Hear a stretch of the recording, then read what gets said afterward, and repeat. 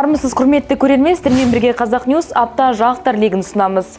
Digital Bright 2023 форумында не айтылды? Қазақстанда студенттерге жатақхана жетіспейді, ал Өзбекстандағы 370-ге жуық қазақ тілді мектепте мұғалім жетіспейді. Мәжіліс спикері Ерлан Қошановтың министрге қойған сұрағы жауапсыз қалды. Газа секторы мен Израиль арасындағы қазіргі ахуал қандай?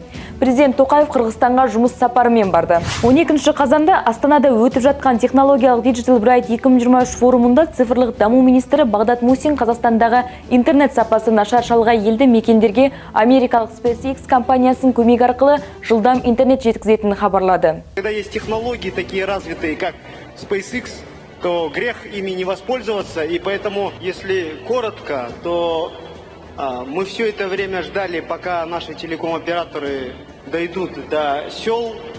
Мы и так их заставляли, и сяк.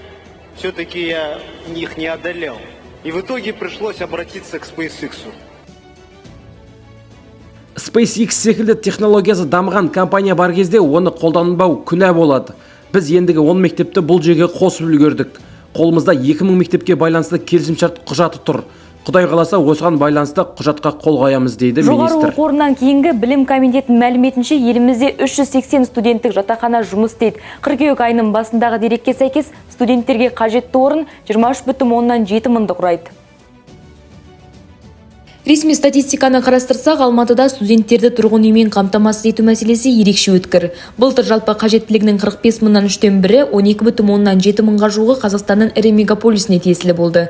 Бұл ең алдымен Алматыда ең көп жоғары оқу орындары орналасқандығымен және басқа өңірлермен салыстырғанда мұнда ең көп студент оқитындығымен түсіндіріледі. Кампустардағы орын тапшылығы бойынша екінші орынды Астана алады, ал үшінші орында Шымкент қаласы. Экология министрлігінің кеңесшісі Расул Көшербаев Астанада өтіп жатқан шетелдегі қазақтардың отандас форумында Өзбекстанда 370-ге жуық қазақ тілді мектепке мұғалім жетіспейтінін мәлімдеді.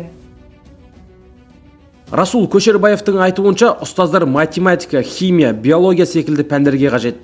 Ал мұндай мамандарды даярлау үшін өзбекстандықтарды Қазақстанға жіберіп оқытуды ұсынды. Мәжіліс отырысында депутат Жұлдыз Сүлейменова оқу-ағарту министріне мектептегі асхана мәселесіне байланысты сұрақ қойды. Депутаттың айтуынша бүгінгі таңда 800-ден астам мектепте асхана мүлдем жоқ. Ал министр Ғани Бейсенбаевтың мәліметінше 800 мектепте емес, 591 мектепте асхана жоқ. 800 асхана ма, 500 асхана ма?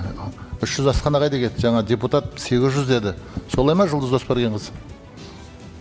Біздің осы орайда мәжіліс спикері мектеп санына байланысты кідіріп қалды. Ол екі шенеуніктің айтып отырған ақпараттардың бір-біріне сәйкес еместігіне тоқталды. Хаттың 23-ші бетінде нақты 800 мектепте асхана жоқ деп көрсетілген. Ресми дәлелді айтылып отырған мәселе. Сосын жекеменшік мектептердегі тамақтану мәселесіне жауап алған жоқпыз. 7 қазанда Газа секторы Израильға соғыс ашты. Олар шекараны бұзып кіріп, бір күннің ішінде өздерінің аумағынан үлкен территорияны басып алды. Израиль Газа қаласы мен оның айналасындағы елді мекендердің 1,1 миллион тұрғынның көшіп кетуіне 24 сағат уақыт берді. Кейбір бақылаушылардың ойынша Израиль осылайша құрлықтық операция бастауға әзірленіп жатыр. Президент Қасым-Жомарт Тоқаев ТМД-ға мүше елдердің мемлекеттер басшылары кеңесінің отырысында қатысу үшін Қырғызстан Республикасына жұмыс сапарымен барды. Президент өзара сауда-экономикалық байланыстарды дамыту ісін ТМД аясындағы ынтымақтастықтың маңызды міндеті ретінде атады. По итогам прошлого года на государство СНГ приходится более четверти внешнеторгового оборота Казахстана. Эта позитивная динамика сохраняется и в этом году. Торговый оборот Казахстана только за 7 месяцев вырос на 4,5% и составил 20,5 миллиардов долларов. Нам необходимо в полной мере использовать имеющиеся возможности для дальнейшего укрепления торговых связей. Апта жаңалықтар легі осы, ақпараттардың толық нұсқасын қазақньюс.kz сайтынан оқи аласыз. Келесі жүздескенше.